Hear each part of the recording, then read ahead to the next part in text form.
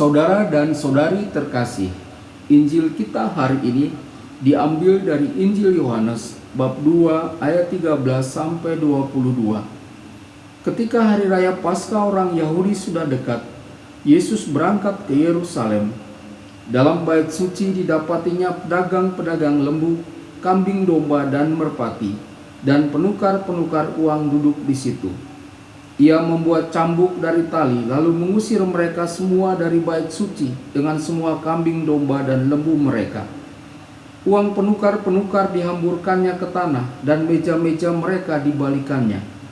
Kepada pedagang-pedagang merpati, ia berkata, "Ambil semuanya ini dari sini. Jangan kamu membuat rumah Bapakku menjadi tempat berjualan." Maka teringatlah murid-muridnya bahwa ada tertulis, "Cinta untuk rumahmu menghanguskan aku." Orang-orang Yahudi menantang Yesus, katanya, "Tanda apakah dapat engkau tunjukkan kepada kami bahwa engkau berhak bertindak demikian?" Jawab Yesus kepada mereka, "Rombak bait Allah ini, dan dalam 3 hari aku akan mendirikannya kembali." Lalu kata orang Yahudi kepadanya, 46 tahun orang mendirikan bait Allah ini, dan engkau dapat membangunkannya dalam 3 hari. Tetapi yang dimaksudkannya dengan bait Allah ialah tubuhnya sendiri. Kemudian sesudah ia bangkit dari antara orang mati, barulah teringat oleh murid-muridnya bahwa hal itu telah dikatakannya, dan mereka pun percayalah akan kitab suci dan akan perkataan yang telah diucapkan Yesus. Berbahagialah orang yang mendengarkan sabda Tuhan dan tekun melaksanakannya. Sabdamu adalah jalan, kebenaran dan hidup kami.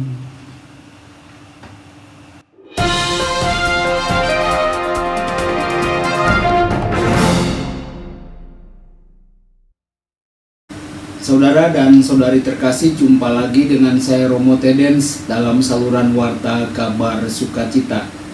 Semoga Anda semua tetap dalam keadaan sehat dan bahagia.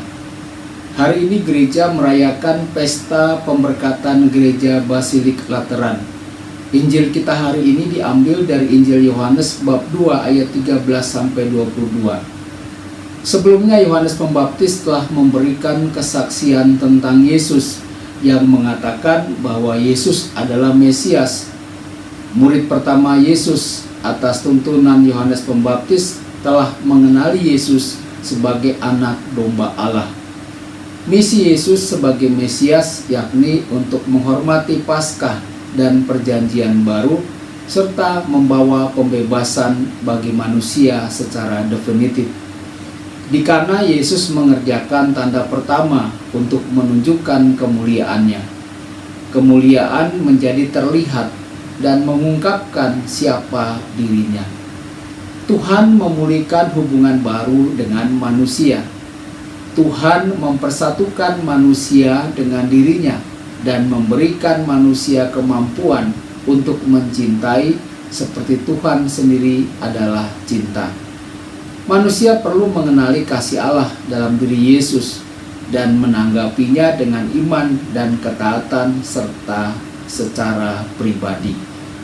Yesus dan bait suci. Yesus ada di bait suci di Yerusalem memenuhi nubuat Maleakhi. Yesus memproklamirkan dirinya sebagai Mesias. Ajarannya mendatangkan ketegangan. Maka kita akan mengerti mengapa perselisihan besar dengan orang Yahudi selalu terjadi di bait suci, di mana Yesus menyampaikan kecamannya secara substansial. Saudara dan saudari, Yesus mengusir orang-orang yang berdagang di bait suci. Karenanya Yesus dikecam karena membahayakan bait suci dan orang-orang Yahudi. Yesus pergi ke Yerusalem pada kesempatan Paskah orang Yahudi untuk mewahyukan dirinya di hadapan umum dan mengungkapkan kepada semua orang bahwa dirinya adalah Mesias. Selama pesta Paskah, Yerusalem penuh dengan peziarah yang datang dari segala penjuru. Karena itu tindakan Yesus akan berdampak besar di seluruh Palestina. Ketika Yesus tiba di Yerusalem, Yesus melihat di bait suci ada sejumlah orang yang menjual sapi, domba, dan merpati, serta penukar uang ada juga di sana. Perjumpaan di bait suci bukan dengan orang-orang yang mencari Tuhan, tetapi dengan para pedagang. Saudara dan saudari, uang yang dibayarkan untuk membuka tempat berdagang diberikan kepada imam besar. Yesus memakai kesempatan Paskah ini untuk memberikan tanda. Yesus mengambil cambuk sebagai alat yang merupakan simbol dari Mesias yang menghukum kejahatan dan perbuatan jahat.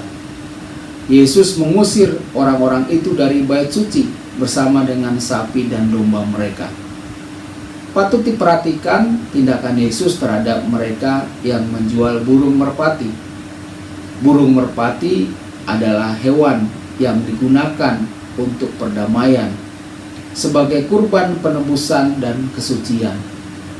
Mereka yang menjual merpati menyalahgunakan rekonsiliasi dengan Tuhan untuk mendapatkan uang. Saudara dan saudari, rumah Bapakku. Ungkapan rumah Bapakku menunjukkan bahwa Yesus dalam tindakannya berperilaku sebagai anak. Yesus mewakili Bapa di dunia ini. Orang-orang telah mengubah tempat untuk memuliakan Tuhan menjadi pasar tempat berdagang. Tempat ibadat menjadi sarana untuk mendapatkan banyak uang. Yesus mencela mereka karena fungsi bait suci sebagai tempat kediaman di tengah umatnya, tempat kediaman Tuhan di tengah umatnya diabaikan. Reaksi pertama terhadap tindakan Yesus datang dari para muridnya yang mengaitkannya dengan kitab Mazmur bab 69 ayat 10. Sebab cinta untuk rumahmu menghamuskan aku. Reaksi kedua datang dari para imam besar yang mewakili mereka yang berjualan di bait suci. Tanda apakah yang dapat engkau tunjukkan kepada kami bahwa engkau berhak bertindak demikian? Mereka meminta tanda dari Yesus, dan Yesus memberi tanda kematiannya. Hancurkan bait suci ini, dan dalam 3 hari aku akan mendirikannya kembali. Yesus adalah bait suci yang merupakan tanda kehadiran Tuhan di dunia.